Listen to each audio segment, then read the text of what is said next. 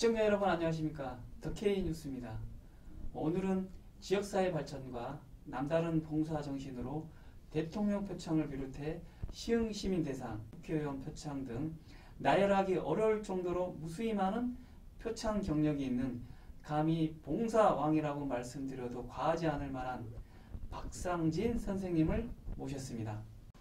안녕하십니까? 네, 안녕하십니까? 네, 만나서 반갑습니다. 네, 감사합니다. 지난해 말이죠. 2020년 말에 민주평화통일자문회의 의장 문재인 대통령 표창을 받으신 것을 진심으로 축하드립니다. 네, 감사합니다. 대통령 표창장 내용을 보면 이런 문구가 있었습니다. 귀하는 지역사회에서 평화통일 공감대 확산 활동으로 평화와 번영의 한반도를 만들어가는데 기여한 공이 크다라고 적시했는데 구체적으로 어떤 활동을 어떻게 하셔서 대통령 표창을 받게 되셨는지 박 선생님의 생각을 듣고 싶습니다. 네, 평화통일에 대한 게라면 우리나라가 분단 국가이잖아요. 분단 국가이다 보니까 정부에서도 마찬가지로 평화통일자문회의 그 자체 그대로 평화통일을 위해서 청소년들 아니면 지역민들에 의해서 직접 체험을 하면서 그런 걸 느껴야만이 평화통일이 어떤 거구나, 우리나라가 어떻게 살아가야 되구나, 그런 걸 보여주기 위해서 38선 부흥이라든가 38선 부흥의 땅굴 이런 부분을 직접 중고등학생들을 같이 데리고 가서 견학을 시키고 직접 느껴보도록, 또 지역 시민들도 마찬가지로 38선을 가서 전망대 가서 봤을 때 북한이 어쩌고 우리 남한이 어떻게 생겼는지 평화지대에서 어떻게 저희들이 생활을 하고 있는지 그런 걸 전달하면서 평화통일에 대한 자문 역할을 해주고, 또 지역에 와서는 학생들을 모아놓고 영상을 통해서 교육을 시키고 북한에서 이렇게 기술해온 청년들이라든가 그런 분들 학생들 직접 강의를 통해서 학생들이 체험하도록 그런 활동을 많이 하고 있습니다. 박 선생님께서는 지역사회의 남다른 봉사 정신을 몸소 실천하고 계십니다. 직장 생활에 시간적인 여유가 많이 없었을 텐데요. 그럼에도 불구하고 작년 연말에는 코로나19로 어려운 시기에도 불구하고 불우한 이웃을 위한 김장 봉사라든지 건물 방역 활동, 야간 방범 활동 등 너무나 많은 봉사 활동을 하고 계십니다. 이러한 봉사 활동을 언제까지 할 생각인지 궁금합니다. 제가 정황대 온 지가 27년이 지금 넘었습니다. 정황대 와서 보니까 허벌판이었는데 그 당시에 정황 1등이라는 동 하나밖에 없었고 인구도 얼마 되지도 않았었는데 지금은 현 정황 본동을 필요해서 지금 5개 동이 지금 돼가지고 많은 단체들이 설립이 되고 그렇기 때문에 거기에 대해서 이 지역의 인구가 늘어남으로써 봉사가 필요하는구나.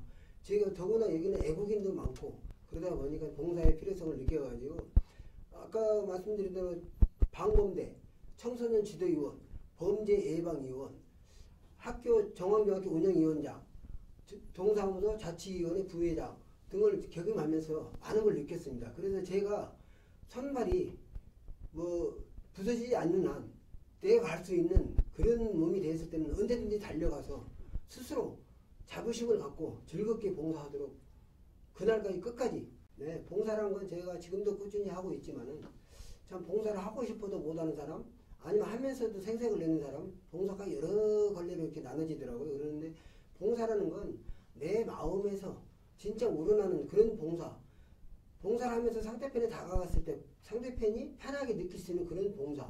봉사라는 게 무턱대고 봉사가 아니라 남들이 싫어하고 남들이 힘들어하는 곳에 내가 먼저 달려가서 내 몸으로 직접 부딪혀가면서 봉사하는 게 진짜 실질적인 봉사로 느껴집니다.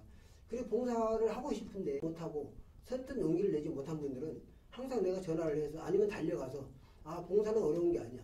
어려운데 아니면 김치가 없어서 못 먹는 김장을 해서 배달해주고, 아니면 먹을 쌀이 없을 때 쌀을 구입해서 우리가 갖다주고, 아니면 걷지 못한 분을 병원에 모시다 드리고, 아니면 머리가 못 깎으시는 어르신들 머리를 깎아드리고, 그렇게 되는 봉사가 기본이라 생각해서 편안한 마음으로 편안하게 다가가서 편안함을 느끼도록, 그게 진실한 봉사라고 그렇게 느껴집니다.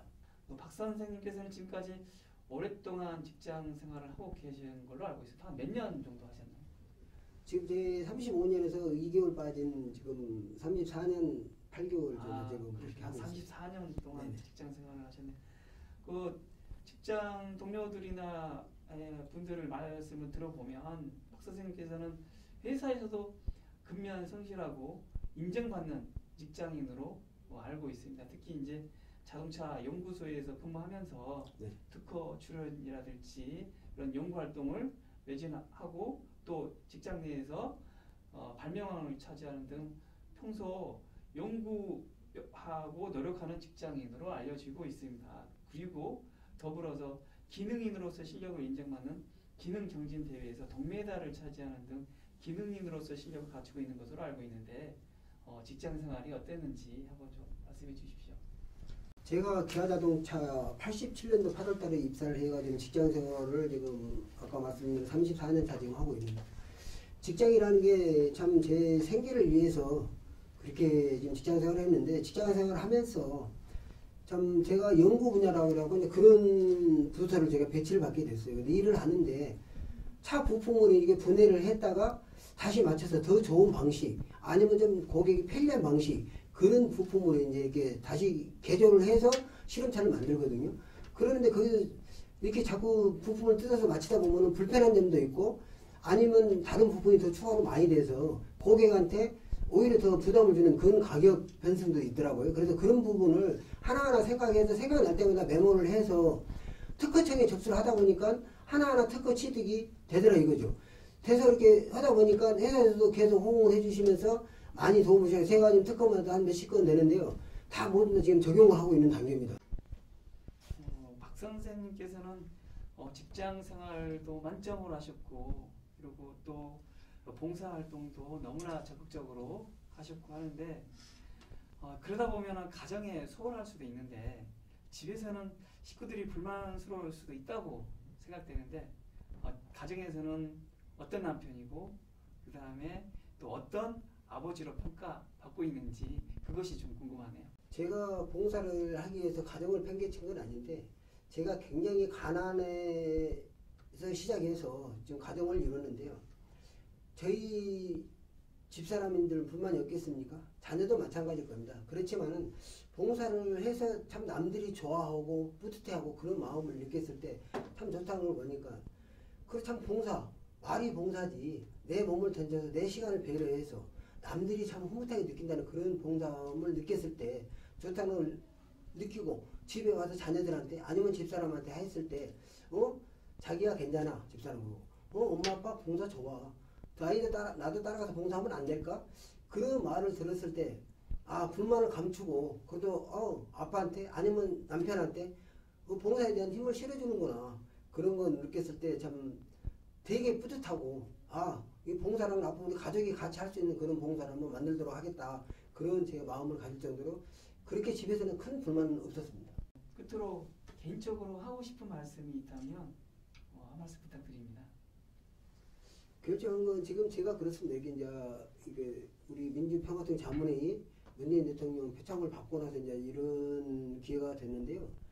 저는 꾸준히 아까 말씀드린 대로 저는 봉사는 제가 일 목표가 내가 이렇게 못하다기보다도 내가 불편을 겪었다기보다도 이게 사회 활동을 하다 보니까 가서 도와줄 일이 너무 많고 봉사해야 될 일이 너무 많더라 이거죠. 그래서 저는 주 목표 우리 지역민들, 우리 시민을 위해서 진짜 불편하지 않도록 우리 시민이 편하도록 그런 복지를 느낄 수 있는 그런 봉사, 그런 마음을 갖고 편안한 마음으로 다가가도록 큰 봉사의 꿈을 갖고 노력하겠습니다. 지금까지 시흥시의 자랑이며 봉사왕이신 박상진 선생님을 모시고 여러가지 박 선생님의 소감 등을 들어봤습니다.